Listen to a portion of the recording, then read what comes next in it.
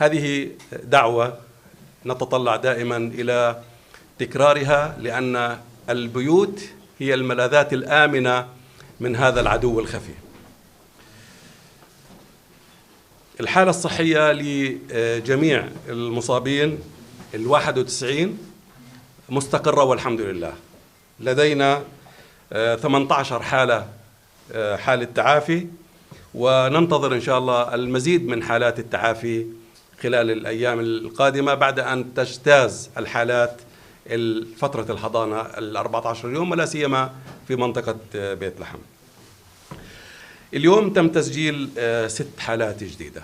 الحالات الجديدة بقرية إرطاس وبيت إسكاريا اللي هي مجمع وسط المستوطنات في منطقة عصيون، بضم 650 نسمة وعلى أرض 7000 دنم.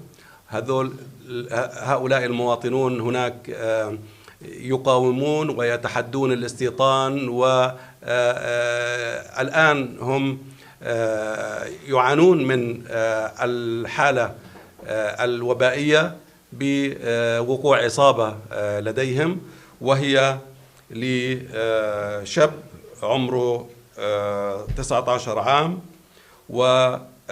والإصابات اللي حصلت في إرطاس هي لزوج السيدة المصابة بالأمس وعمره 62 سنة، ابن أختها وعمره 19 سنة، وابن أخوها كمان عمره 17 سنة وهو من بيت إسكاريا ابن أخوها، وأختها أيضا مصابة. وهي كانت طبعا، يعني ليش بنقول إنه خليكوا في بيوتكم؟ لأنه كانت في زيارة عائلية من إرطاس لبيت إسكاريا، وبالتالي حدث هاي المخالطة. فإحنا بنقول دائما إنه هذا الفيروس ما بيطرق عليك بابك وبيجي بيده يدخل. هذا الفيروس أنت بتطلع من بيتك وبنسل معك بإيدك أو بجيبتك ملابسك بأي طريقة، وبيدخل معك لبيتك وبيحدث ما يحدث من عملية إصابات في الأطفال والعائلة. حتى نتجنب هذا الانسلال للعدو الخفي لبيوتنا، خلينا نقوي في بيوتنا وما نطلع منها حتى ما نأذي أطفالنا. كمان في حالتين، في حالة في حزمة وهي حزمة شمال القدس، 29 سنة لشاب عمره 29 سنة، والثانية في القبيبة. اللي في القبيبة هي شقيقة إحدى المصابات في قرية بدو، كانت بزيارة هناك واتصابت وهي بالعشرينات، وهي متزوجة في القبيبة.